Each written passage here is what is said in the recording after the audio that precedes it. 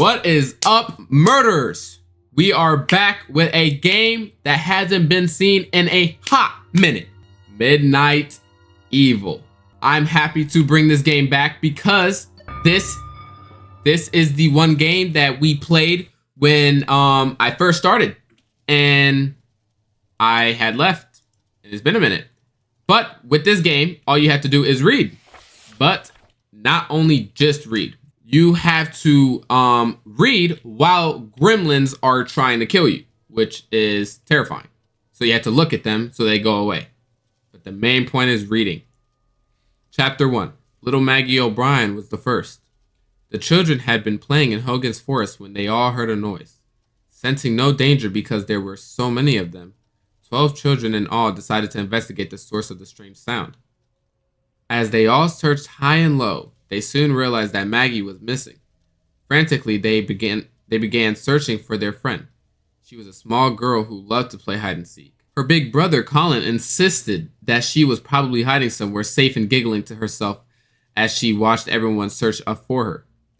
The sun sank low in the sky and the forest grew dark. The children, frustrated and panicked, ran back to the village to alert their parents that little Maggie was nowhere to be found. That's when everyone lit torches and spread out through the woods calling her name. The little girl's mothers sobbed desperately as we all inspected every corner of those woods in hopes of finding her. Her brother... Woo! Where? Oh, he would have killed us. He would have killed us. He would have killed us. Her brother kept searching, tears streaming down his cheeks. I'm her big brother, he said. I'm her big brother, he said, rubbing his eyes. I'm supposed to make sure nothing happens to her. It's not your fault, Colin, I assured him. Well, we'll find her soon and she'll be no worse for the wear. Okay? We're good. He nodded, forced a smile, and we all continued looking. The moment I heard him scream, I knew he had found her. Or rather, what was... Oh, you're nasty. Oh, you're nasty. Or rather, what was left of her, which wasn't much. We were sure it was Maggie because she had worn her favorite hair bow that day. Her father plucked the pink ribbon from the body and fell to his knees, wailing into the darkness. Poor Colin tried to tell us then. He said that she had been covered in what he described as little green men. They were fat and green. He stammered with the bright growling eyes. They were biting off bits of her skin and flesh. No. Oh, you were close. Oh, you were too close for comfortable, lad. No one believed that lad. We all attributed the horrible ordeal to a hungry wild animal. Of course, what else could it possibly be? Scooping up what remained of little Maggie, the town folks set to work preparing for her funeral. We had no idea the horrors that lay ahead. I thought to myself, how strange her wounds looked. I couldn't help but think back to what Colin had said about the little green men. It made me think of the stories my grandmother used to tell me. She said that our druid ancestors spoke of tiny creatures that lived long ago in the swamps and marshes surrounding our lands. The Urkings, she called them.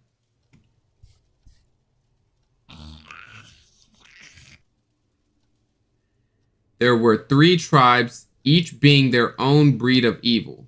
One tribe, I recall, she said, were green and fat. They would lure children away from safety and feast on their flesh. That is absolutely disgusting. Heartburn. We didn't live near any swamps. Surely the boy's mind was playing tricks on him.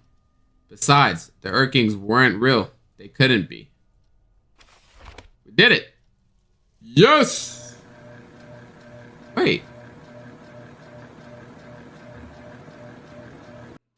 We didn't get no radio. What the heck? I mean, not that I wanted to hear him because that guy was kind of a mean man. Chapter 2. Maggie O'Brien's funeral was just what anyone would expect. Everyone did their best to comfort the grieving parents. Colin kept to himself. Everyone assumed it was because he blamed himself. After his sister had been laid to rest, I came to him to ask him how he was doing. He looked up. Oh, okay. We're good. We're good. We're good. We're good. He looked up at me, eyes red from either crying, lack of sleep, or a combination of the two, and said, I really saw them, the little green monsters. My heart ached as I put my arms around the boy. I kept telling myself that seeing his little sister in pieces couldn't have been easy for him. He was just in shock. The stories of the Urkings were only told to scare children into doing what they were told. That was all. Oh! He opened the window that time. They're coming from different angles. The first thing my grandmother told me about the Urkings was that there were 3 tribes. Where? Where? Don't come in. I don't care if you knock. The green ones had round bellies and piercing blue eyes. She said they could be heard if you walked deep into the swamp at night. Okay. They would laugh and sing as they danced around their tiny campfires, which would appear only as tiny flickering lights through the trees. Whoa, whoa, whoa. Heartburn, heartburn, heartburn. Oh, wait, that just stopped. That's just like a disadvantage. It stops us from being able to read. They were the least lethal of the 3 tribes, but every bit as evil.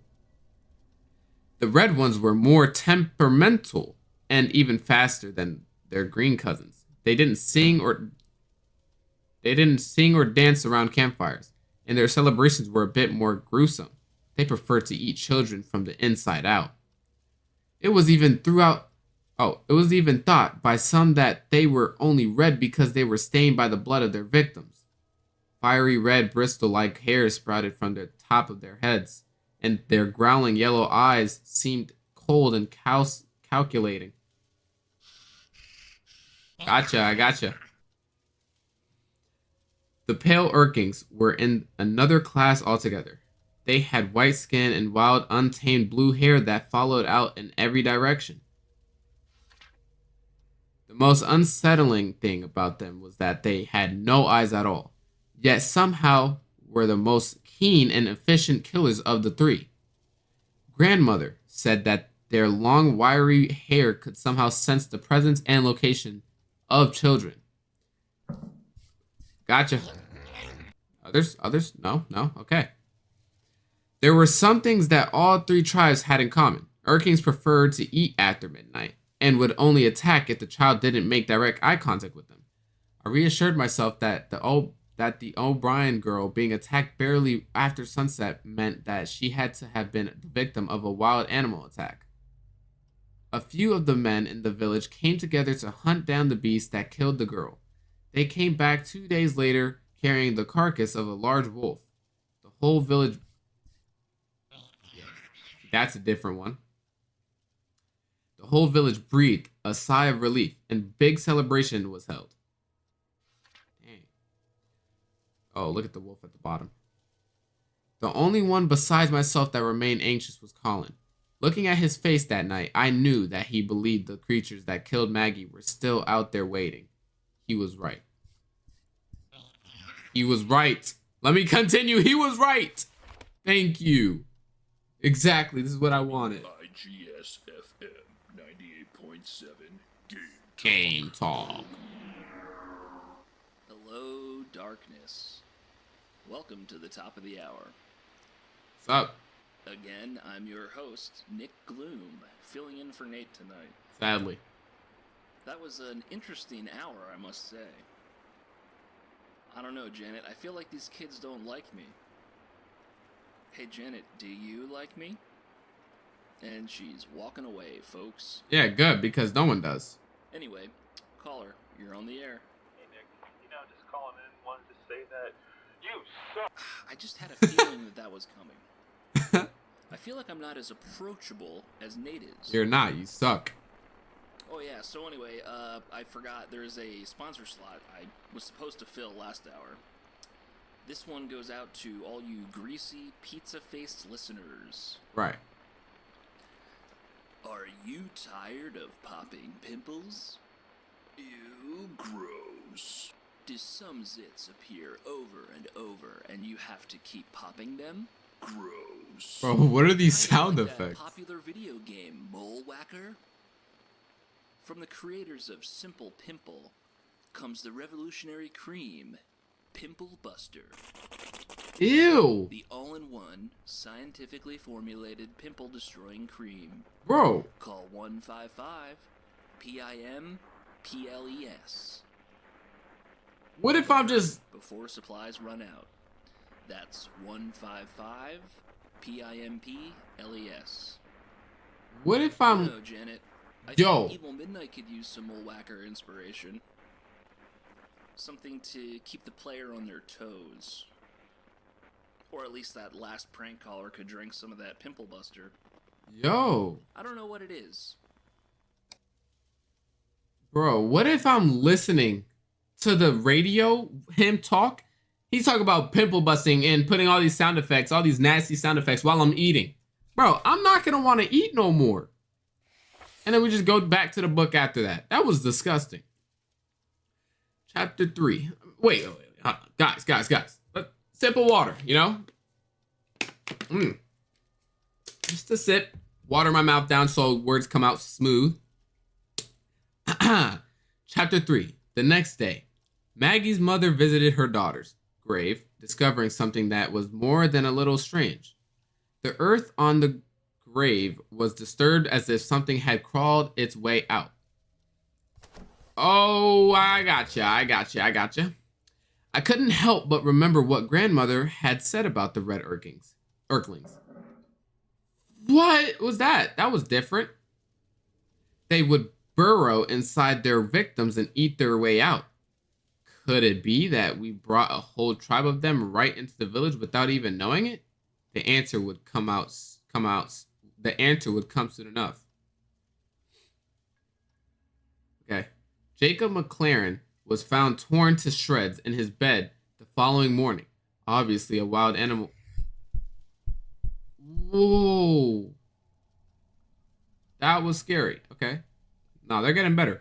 Obviously, a wild animal hadn't attacked him inside his own house. Another devastated family and another funeral this soon after Maggie. Didn't sit well with anyone. Ah, I gotcha. A block of data? What? The heck? Okay. The atmosphere became even more tense and uncomfortable. I insisted on inspecting Jacob's remains myself, just to reassure myself that there was nothing hiding inside.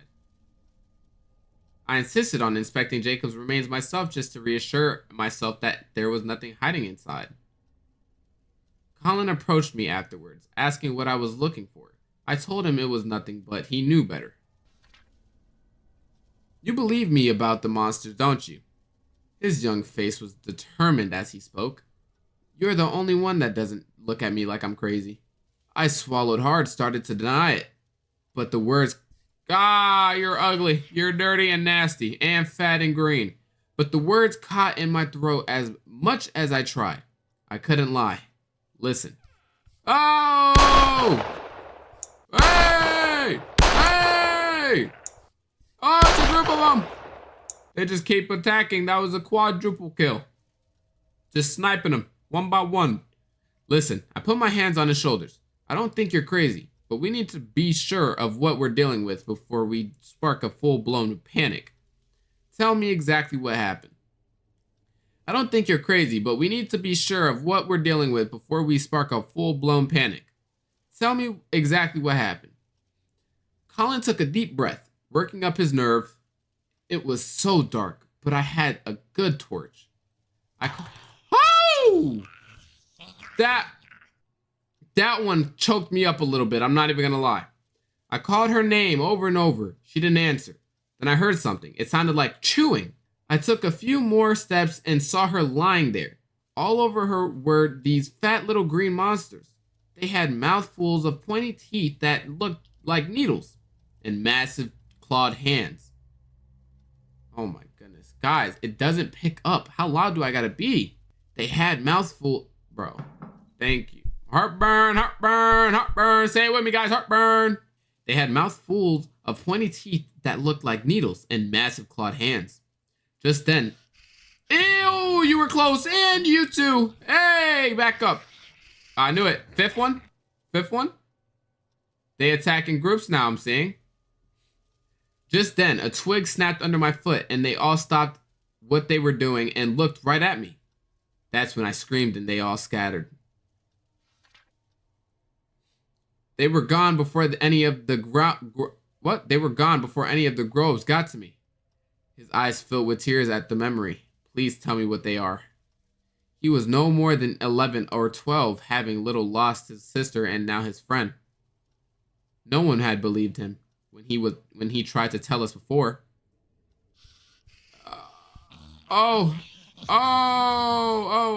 Okay. 2 red, 1 green. It couldn't have been easy, but he opened up to me. I felt it, only right that I'd tell him what I knew. We sat together by the bonfire late into the night, and I told him all the old stories, unfortunately. Unfortunately, the one thing that my grandmother hadn't mentioned was how to get rid of them. Unfortunately, the only thing that my grandmother hadn't mentioned was how to get rid of them. Looking into the flames, I got an idea. I knew that most unholy creatures were repelled by fire. Well, Colin folded his arms. We will just have to test what happens to an Earthling when it's on fire. We're done! Yes! Whoa. This is different. We're going to finish this chapter, and I think we'll stop there after we hear what the guy has to say. All right. Chapter 4. Colin wanted to tell his friends about the Earthlings, but I begged him to keep it a secret. Bro, no way we're starting off the chapter like this. Colin wanted to tell his friends about the Earthlings, but I begged him to keep it a secret. Heartburn. If anyone knew that my grandmother had passed down her Druidic teachings, it would only take one person to scream witch, and I would be as good as dead. Oh, wow. That was kind of scary. He agreed and kept my secret. I mixed the potion that would catch fire when touched by the tiniest flames. Surely this would send it screaming to the underworld.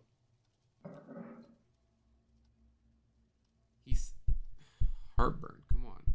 He sat quietly in his bed and waited, knowing he mustn't look them in the eye. He must let it attack, for this would be the only way to get close to it. Just after the stroke of midnight, he began to hear them chuckling and shuffling around in the dark. I was staring at them, and they were just staring back at me. They weren't moving. Clutching the potion bottle, hand trembling, he lowered his gaze and braced himself.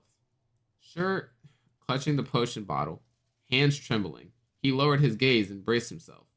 Sure enough, one of them leapt from his bookshelf and sank its teeth into the flesh of his arm. He scramped and unstopped the bottle, emptying the contents over the green Earthling. It tore a tiny round chunk from his arm and gulped it down just as Colin shoved a candlelight right into its face. It lit up like a torch and made a horrific high-pitched scream as it ran around the room trying to put itself out. The curtains caught fire as 4 more Earthlings sprung out from their hiding places. Colin ran outside screaming and cradling his blood-soaked arm. His parents soon joined him outside in a panic, trying to figure out what happened. Just then, a tiny fireball came racing through the doorway and zigzagged towards the woods. I grabbed an empty glass.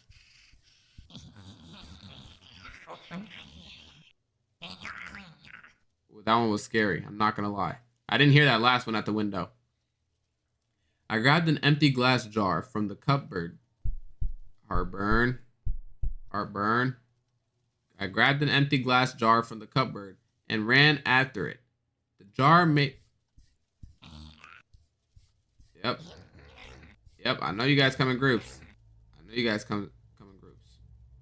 The jar made a thunk sound, and as it landed over the flaming earthling, and the fire quickly went out. To my heartburn. Say, guys, heartburn. To my horror, the thing wasn't dead. It didn't even look like it was dying. Though blackened from being set ablaze, it was just as funky as ever. I quickly scooped up the jar and screwed the lid on. As I made my way back, some of the villagers were trying to put out the fire inside the house, and others were trading to Colin's arm, telling him that it must have been a rat. I've never seen a rat quite like this, I shouted, and held the jar up high so everyone could see. The instant they all looked in my direction, their jaws dropped open, and Colin's face lit up for the first time since he lost his sister. He knew everyone finally saw that he had been telling the truth all along, and they all felt terribly ashamed for not believing in him in the first place.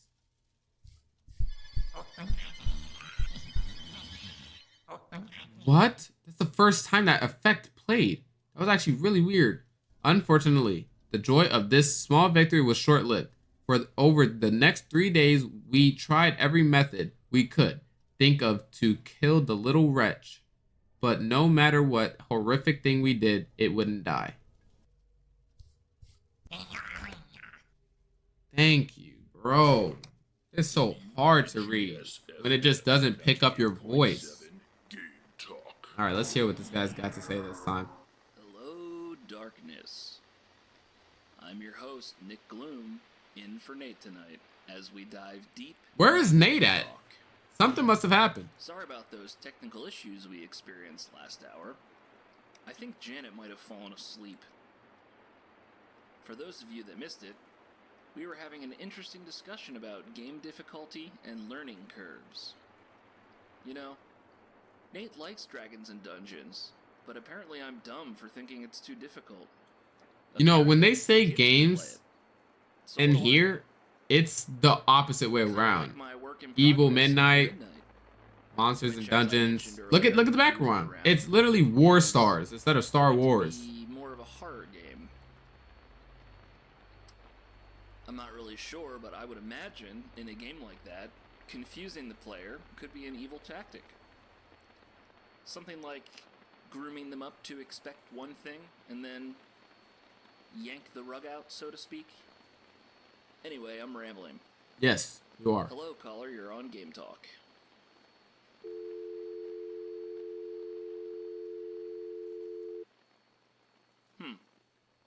Must have lost him. Hello, caller. You're on Game Talk.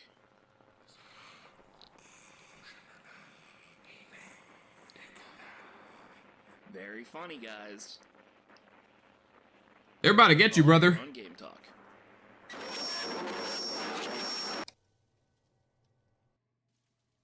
Oh yeah, we're done. As stressful as that was, and we've gotten attacked plenty of times, especially in groups of 4, the game was amazing, and I'm glad that we brought it back. I also do want to say that this game is irritating in a way because when I read, I literally have to read a sentence like over and over and over and over again because it just won't pick up my voice. Hopefully you guys enjoyed this video. Make sure you guys murder the like button, subscribe, comment down any games you want to see me play, and like I always say, peace.